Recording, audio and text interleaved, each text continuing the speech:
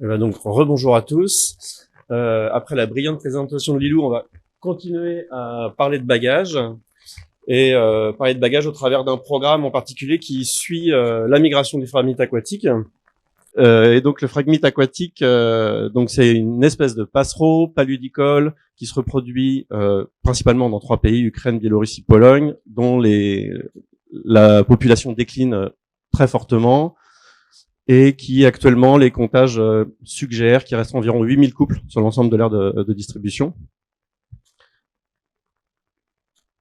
Et pourquoi cette espèce elle est particulièrement suivie par le CRBPO? Parce que la France a un rôle majeur dans la conservation de cette espèce, puisque la majeure partie des individus qui partent en migration post-nuptiale passent par la France, et une grande partie de ceux-là vont s'arrêter dans des haltes migratoires. Et ces haltes migratoires, elles sont, pour ces espèces de type migrateur longue distance, vraiment importantes parce qu'elles vont se faire en France et en Espagne avant des grandes étapes, donc qui vont leur permettre de traverser soit des barrières de type Méditerranée, voire même pour certains d'enjamber directement le Sahara. Donc ces haltes migratoires sont vraiment primordiales pour recharger les batteries. Et donc l'un des programme de bagages que le CRBPO a lancé en 2008 a pour objet d'étudier ces haltes migratoires. Donc il avait plusieurs objectifs, c'est de mieux comprendre la phénologie de la migration, comprendre où les oiseaux passent sur les différentes voies de migration qu'on pourrait avoir en France, orientale, occidentale, et mieux comprendre combien de temps ils s'arrêtent, où ils s'arrêtent, etc. Le protocole, il est assez simple. Il est basé en système d'unité de capture. On passe de 3 filets, donc ça c'est un peu les détails. On met de la repasse au centre de ces 3 filets pour attirer les oiseaux, et on va mettre ces filets dans des zones plutôt favorables, alors qu'ils sont favorables pour les phragmites, sont pas très favorables à la capture, parce qu'en général c'est un peu dans des zones très ouvertes de type phragmès, cirpet. Et donc voilà. Et le dernier point important, c'est qu'on suggère de capturer au moins pendant 10 jours pour avoir une chance de capturer quelques oiseaux qui sont quand même pas très très abondants. Quelques chiffres sur la participation à ce protocole. Donc on est à peu près à une trentaine de sites suivis par an. On a eu un pic au début des années en 2014. Et puis voilà. Donc ça c'est une bonne participation à ce protocole. Et puis forcément principalement sur le pourtour atlantique, mais aussi quelques stations qui se montent à gauche à droite sur des sites où les gens pensent que ça vaut le coup. Donc en général c'est sous déclaration. Voilà, et ce qui nous permet aujourd'hui quand même de bien connaître les routes migratoires de l'espèce.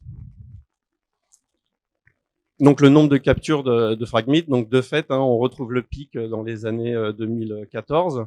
Et puis on est autour de 200, 300 oiseaux par an. Donc pour ceux qui ont vu la présentation de Bonne-Ménora, qui avait fait de la modélisation pour savoir à partir de combien d'oiseaux on peut espérer faire une modélisation sérieuse de la phénologie, le seuil c'était 150 oiseaux.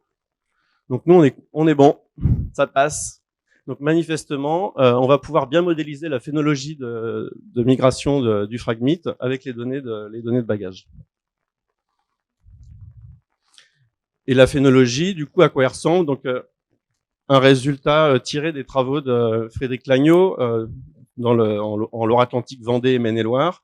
Donc il a fait un travail en 2022 d'essayer de caractériser le passage de la migration dans cette zone. Et là, vous avez les captures au cours de l'automne, enfin au cours de l'été, principalement centrées sur le mois d'août. Et puis un autre résultat intéressant de ce travail-là, c'est de montrer la diversité des dates d'ouverture et des périodes d'ouverture des stations. À droite ici. Ça a une conséquence assez forte.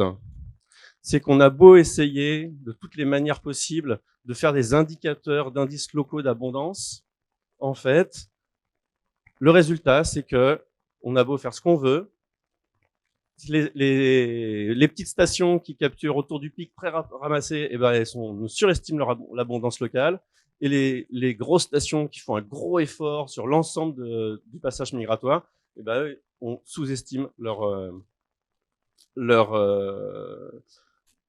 intérêt pour l'espèce. Et donc du coup, la conclusion de ce travail de Benjamin Andrieux, qui est à Bretagne Vivante, c'est un travail vraiment en plus analytique de toutes les formules, etc. Il n'y a qu'un moyen de s'en sortir, il faut faire de la modélisation statistique de cette migration pour réussir à corriger le problème de calage de l'effort autour de la phénologie.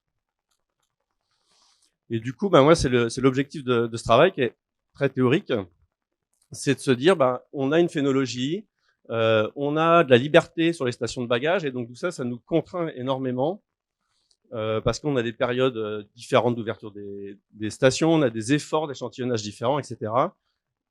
Et la question, c'est comment on peut évaluer la qualité d'un site avec tout ce bazar.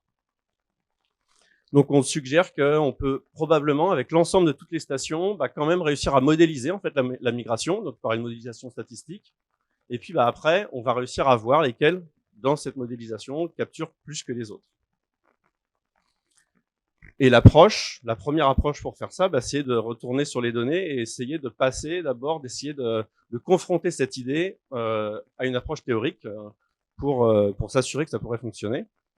Donc, on va modéliser des données, on va modéliser de la migration d'oiseaux en modélisant un passage d'oiseaux, là, hop, dans une région, il y a tout ça qui passe. Ces oiseaux, ils vont s'arrêter sur différentes stations. Donc, il y a des stations qui ont plein d'oiseaux, c'est des bonnes stations. Il y a des stations qui n'ont pas d'oiseaux, c'est des mauvaises stations. Et nous, notre objectif, c'est de voir est-ce qu'on arrive à retrouver ça derrière. Et si on y arrive, sous quelles conditions. Donc, on a nos stations à gauche. Là, il y en a qui s'ouvrent hyper souvent. Il y en a qui s'ouvrent sur une toute petite fenêtre. Il y en a qui sont ouvertes sur toute la migration. Et puis, la capture, c'est le bazar. On sait qu'on est sur les stations de bagages. Il y a des jours où on capture bien, il y a des jours où on capture mal, pour tout un tas de raisons, du vent, de la pluie, etc. Et donc, on rajoute tout ça dans notre modèle pour mettre du bruit dans tous les sens, pour essayer de se rapprocher de données qu'on observe quand on est sur le terrain.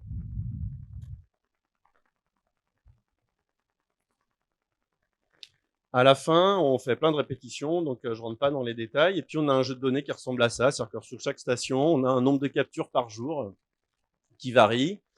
Et puis, on va voir si, avec ces données ultra dégradées, on arrive dans un contexte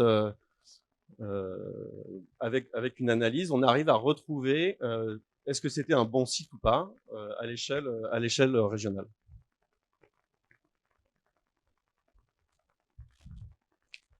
L'approche, elle est simple,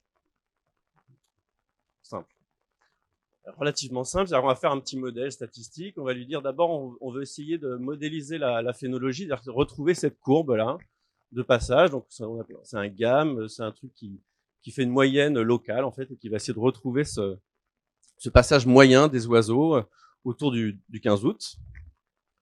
Et puis, nous, ce qui va nous intéresser dans notre modèle, c'est le site. C'est comment il y a des sites où on voit plus que d'autres. Malgré le fait qu'il y en a qui vont avoir des captures que en début, il y en a juste au cœur du pic de passage, il y en a complètement à la fin, il y en a sur toute la série qui vont bien voir tout l'ensemble du passage. Et du coup, on va essayer de voir comment les sites ils se positionnent les uns par rapport aux autres.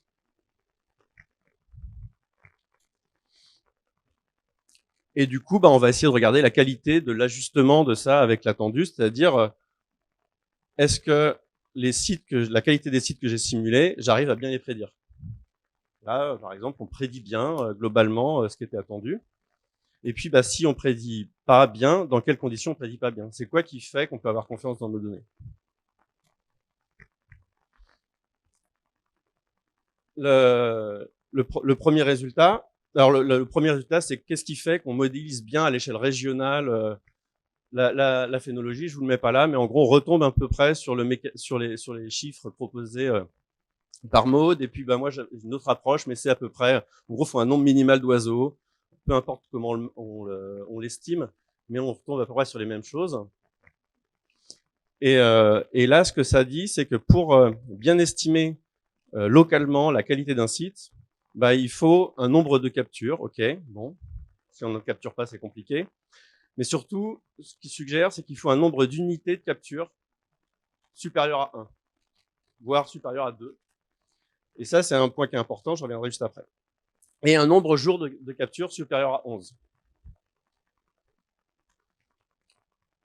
Et l'autre chose, c'est que si on veut regarder la qualité du site d'un point de vue d'un point de vue classement par rapport entre eux, et ben c'est pareil, on retombe sur les mêmes choses. Un site, on va réussir à bien le classifier. Déjà, si c'est un bon site, on va quasiment toujours bien le classifier, et d'autant mieux si on a plusieurs unités de capture et si on capture plusieurs jours. Ça, c'est ce que je viens de dire. Et donc, du coup, en conclusion, l'approche, elle semble valide, donc on va pouvoir essayer de la tester maintenant sur les données, essayer d'aller voir ce que ça donne. Mais l'autre résultat qui est intéressant, en fait, c'est qu'on propose un peu un changement de pratique dans le protocole Acrola, c'est que notamment les unités de capture, on n'était pas très exigeant là-dessus, ça pouvait être des grandes lignes, donc pas identifiées différemment. Et donc là, nous, on suggère qu'il faut que ça soit des unités indépendantes pour pouvoir être gérées comme des réplicas locaux d'un point de vue statistique. Et c'est ça qui donne la puissance pour estimer localement la qualité d'un site. Donc on incite maintenant, pour les gens qui veulent faire de l'acrola, qui veulent valoriser localement leurs données, de faire des réplicas spatiaux, d'aller faire plus de 11 jours de capture. Et voilà. Et donc du coup, il nous reste à tester ça sur les vraies données. Et bien sûr, je remercie tous les bagueuses, les bagueurs et tous leur aide sur l'ensemble des stations Acrola, l'équipe de coordination du réseau Acrola et notamment Bretagne Vivante. Et merci pour votre attention.